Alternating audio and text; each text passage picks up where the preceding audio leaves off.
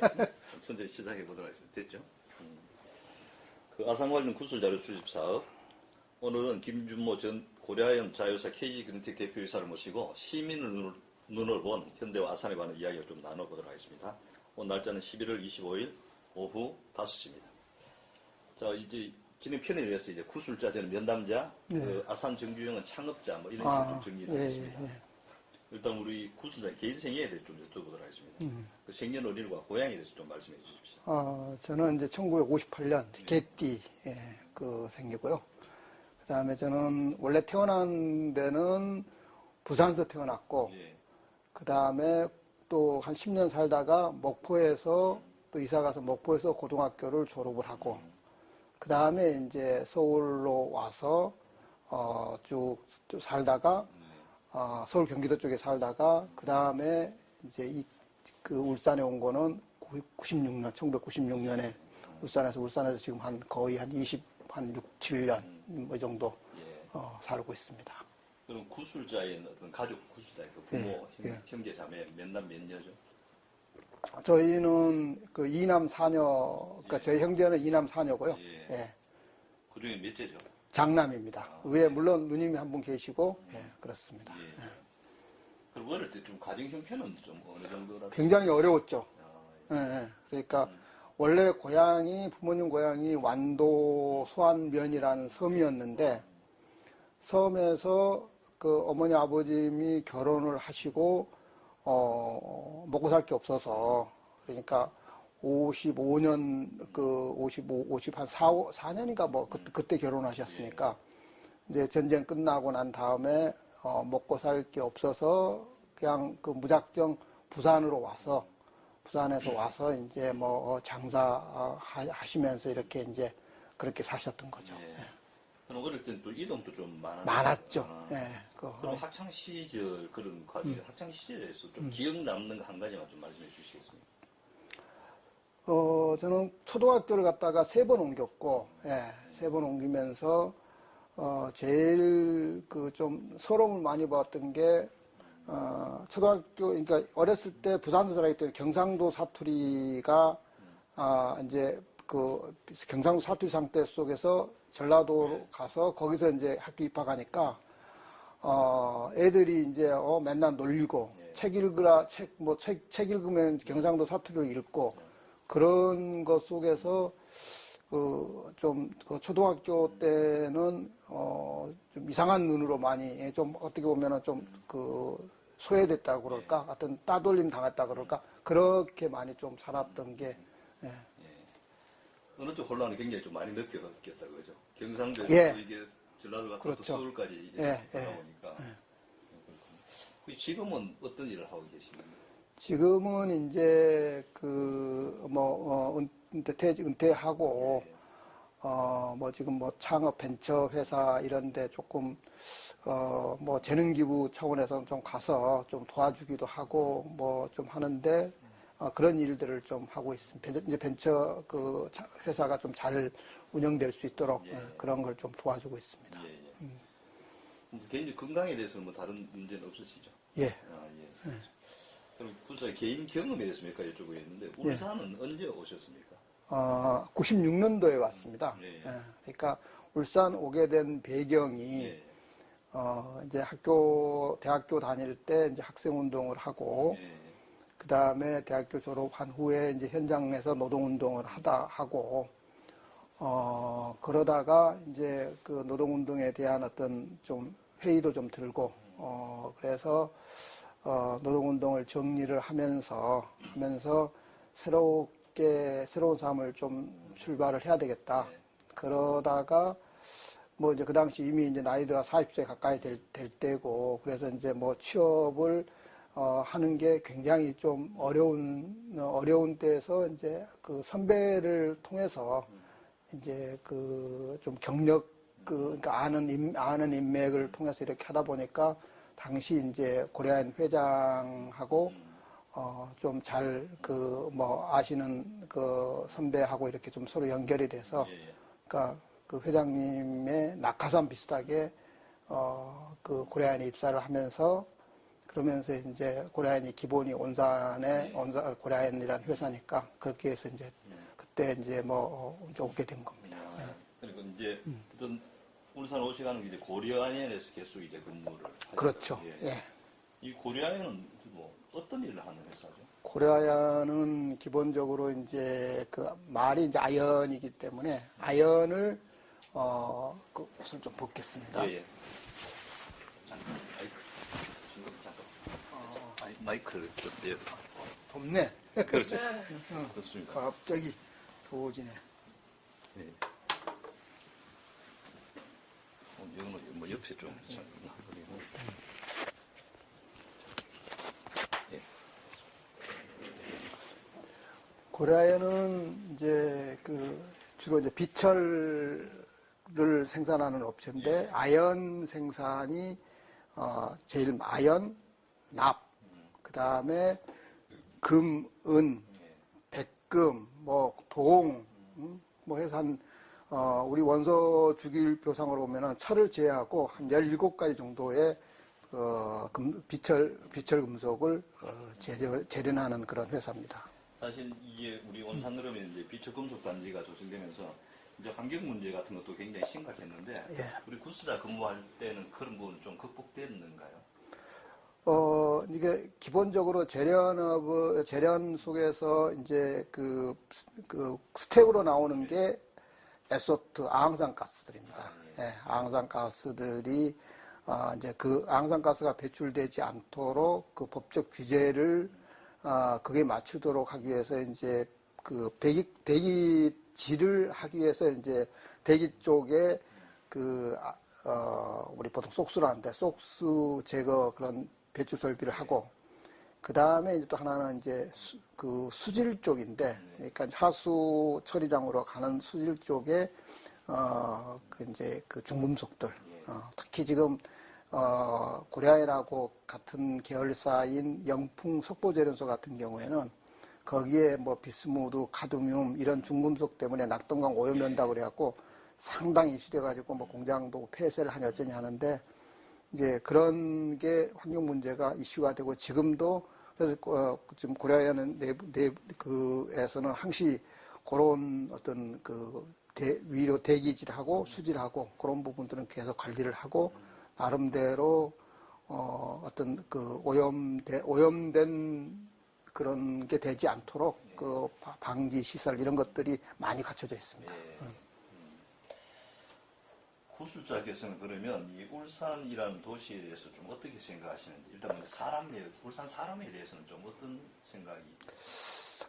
제가 96년도 내려오면서 이제 온산공단을 탁 넘어오면서 하는 생각이 무슨 유배지에 온 느낌이 제일 처음에 딱 들었어요. 야, 공장이 그 당시 밤에 왔는데 공장의 불빛은 참 아름답게 보이는데, 문을 여는 순간에 공단의 독특한 냄새, 이런 어떤 악취, 이런 것들이 96년도만 하더라도 굉장히 심했고, 특히 이제 온산 고개, 넘는 거하고 넘기 전하고 차이가 확 나면서, 굉장히 좀 심했던 그런 느낌이 있어서, 그 당시 공해도시 울산이라고 하는 게, 서울에 있을 때는 르뽀랄지 이런 걸로 이렇게 쭉 봤는데, 실제로 딱 와서 느껴보니까 이제 그런 느낌이 좀 들었고, 그 다음 이제 두 번째 사람들 관계 보면은, 이게 울산이라는 데가 전국 각지에서 다 모여드는 데라고 보니까, 회사 내에서도 각종 향후회들, 조직돼 있으면서 그 향후회들끼리의 서로 어떤 배타적인 그런 생각들, 특히 이제,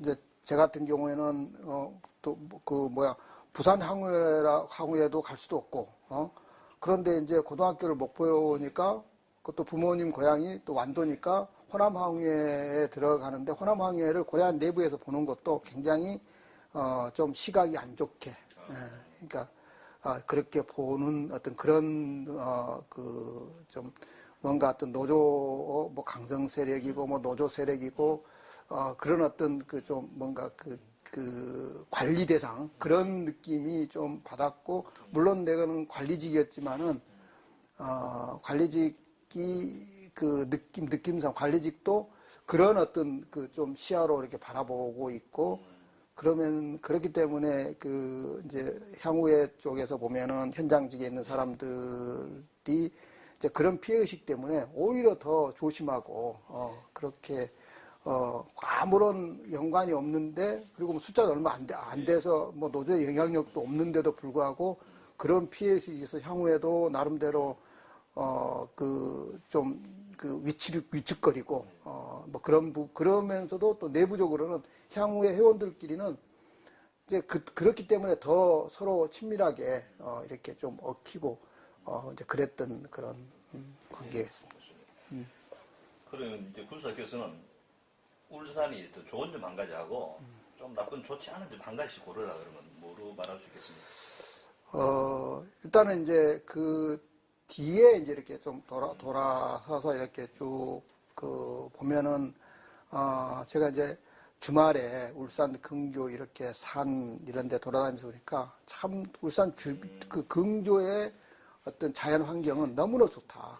참 그, 1시간 이내에 가면은 뭐 영남 알프스로부터 시작해가지고 뭐 대운산, 그 다음에 저기 또 뭐야 그 월요산 뭐 이런 데까지 쭉 주변에 뭐 경주뿐만 아니라 그래서 어떤 그때는 매주 주말마다 이렇게 그 주변에 산에 또 이렇게 좀 보는데, 그게 일단은 울산의 자연 풍광이랄지 그런 거는 아주 참 그 좋다. 만약에 울산에 공단이 안 들어섰으면 아마 최고의 그 관광지가 되지 않았을까라는 생각도 좀 듭니다. 그래서 그런 부분들은 참 좀 좋은 그런 기억, 지금도 이제 그런 생각을 계속 가지고 있고. 그런 좀 좋지 않은 안 좋은 기억은 어떤 것입니까? 하여튼 그 이제 기본적인 어떤 배타성들이 있는 것 같더라. 그래서 이제 울산 내에 이제 울산 지역민하고, 그 다음에 뭐 울산 주변에 있는 부산, 대구, 뭐 경북, 경남 이런 데들 하여튼 내부적으로 하여튼 그런 서로 간에 어떤 그 배타적인 부분들이 있고, 그래서 어떤 그런 갈등 구조 이런 거는 좀 울산에 있고, 특히 이제 울산 본토배기들은 굉장히 어떤 배타적인 어떤 그런 것들을 가지면서, 또 울산 본토박이들은 울산을 제외한 나머지는 다 이게 또 그 안 좋은 눈으로 다 바라보고, 그러니까 울산을 그 주변은 뭐 소위 말하면 2등 시민 비슷하고, 이제 그 벗어난 뭐 충청도, 그 다음에 전라도, 강원도 이거는 이제 3등 시민 비슷하게 느끼고 그런 예. 좋습니다. 그러면 뭐 우리 어떻든 의도치 않지만 어떤 그 세계 잡지에 처음에 이제 울산 현대시라는 어떤 명칭이 한번 올라오면서 80년대 좀 이슈가 되게 됐는데, 그 울산은 현대시는 별칭으로 상징하는 기업 도시 이미지를 갖고 있는데, 울산은 만약에 그 잡지의 표현대로 현대시라고 부른다 그러면 거기에 대해서 어떻게 생각하십니까? 시민으로서. 굉장히 그 현대는 동구나 북구 같으면은 현대 야성이라고 이야기할 수 있지만은 그 전체로 뭐 남구 그 전체로 보면은 그걸 울산을 현대가 대표한다라고 하는 거는 굉장히 좀 맞지도 않고, 그리고 또 현대가 울산 전체에 그렇게 기여한 것도 없고, 뭐 동구는 뭐 어떻게 보면 그 현대가 많이 기여를 했을지 몰라도 북구만 하더라도 좀 다르고, 오로지 동구만 울산의 왕국이지 그게 그 울산 전체는 아닌 것 같아요. 그 이제 울산은 이제 1960년대 후반부터 이제 본격적으로 현대그룹 자본 투자가 이제 시작되면서 지역 경제 구조 또는 공간 구조가 크게 변했다고 하면 일반적으로, 물론 이제 석유화도 이제 그 이후에 많이 발전했습니다만은, 그런 의미 본다 그러면 아까 잠깐 말했습니다만 울산에서 어떤 현대 역할과 중요도 무엇이라고 생각하십니까? 현대가 울산의 을 대표하는 어떤 그런 위상이라 그러면은 거기에 맞게끔 현대가 지역사회에 공헌을 좀 해야 되는데, 실제로 울산에 공헌한 게 없단 말이에요. 기껏해 아산로도 자기네들 그 자동차하고 중공업 하기 위해서 만들어서 기부 체납한 것이지, 울산 시민한테 준 건 없단 말이에요. 그에 비하면은 SK 같은 경우에는 울산 대공원이라고 하는 것들을 정말 그걸 정성 들여 만들고 그러면서 울산 시민한테 준 그런 기여한 부분은 내가 볼 때는 그 현대라는 거는 실제로 자기네들의 기업의 어떤 이윤 수단 이익을 위해서 울산대학교를 만든다랄지 울산과학대를 만드는 것도 어떤 지역사회의 어떤 후학을 위해서 만들기보다는 오히려 어떤 자기들이 어떤 자본 축적 이런 수단으로서 이용한 것이지 지역사회를 위해서 했던 거는 아니라고 생각을 하거든요. 그럼 어떠하든 간에 현대라는 기업이라는 것은 굉장히 많은 발전과 성장을 했다 말입니다.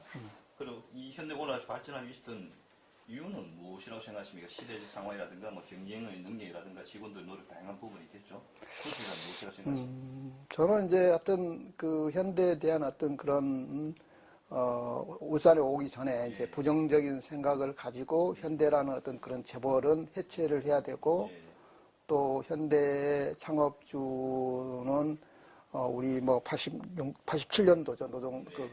그때 이런 걸 보면은 굉장히 이제 노동자를 탄압해서 그렇게 해서 문호발식 기업 확장을 했다라고 하는 그런 이미지가 쭉 강하고 그런 생각을 쭉 가지고 있는데 실제로 이제 제가 이제 회사에 와서 고려인의 회사에 와서 회사 이제 혁신활동을 이렇게 쭉 추진하다 보니까 혁신활동이라고 하는 게 결국은 그 회사의 이제 어떤 성장을 하기 위해서 회사의 어떤 이익을 내기 위해서 어떻게 하면은 어떻게 어떤 시설을 바꾸고 우리 어떤 의식을 바꾸고 회사의 제도를 바꾸고 이러면서 할 것이냐 그런 거 집착을 하다 보니까 실제적으로 이제 그러면서 이제 쭉 사례들을 이렇게 쭉 보면서 현대의 정주영 회장이 그 기업 경영을 어떻게 했는지, 삼성은 어떻게 했는지, 이런 걸 쭉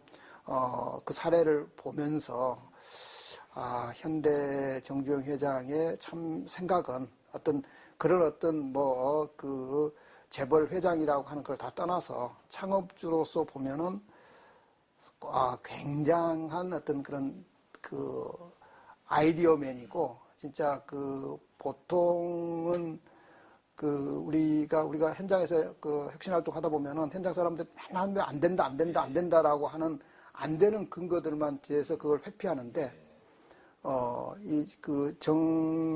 창업주의 여러 가지 일기나 어떤 그런 사례들 이런 걸 쭉 보면은 도저히 생각할 수 없는 우리 현대자동차, 현대중공업 만들 때 보면은 허벌판 아무것도 없는데 500원짜리 거북선 하나 가지고 수주를 했다라고 하는 그런 거라는 게 그 당시 그걸 가지고 수주를 했다고 하는 것도 믿겨지지 않지만 그런 어떤 발상을 하고 그런 어떻게 보면 무모한 도전이고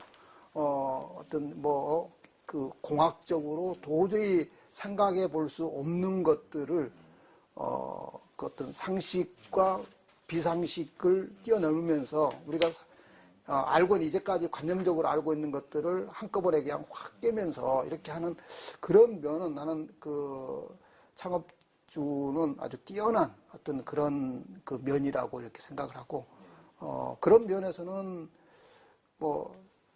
존경까지는 못하지만 그래도 어떤 생각자로서 어떤 그런 좀 배워야 될 어떤 그런 부분들은 있지 않겠냐 그런 생각은 좀 듭니다. 어떻든 기업 경영하는 경영자로서는 어떻든 능력 인정해 줄 수 있다는 그런 뜻이겠죠. 네.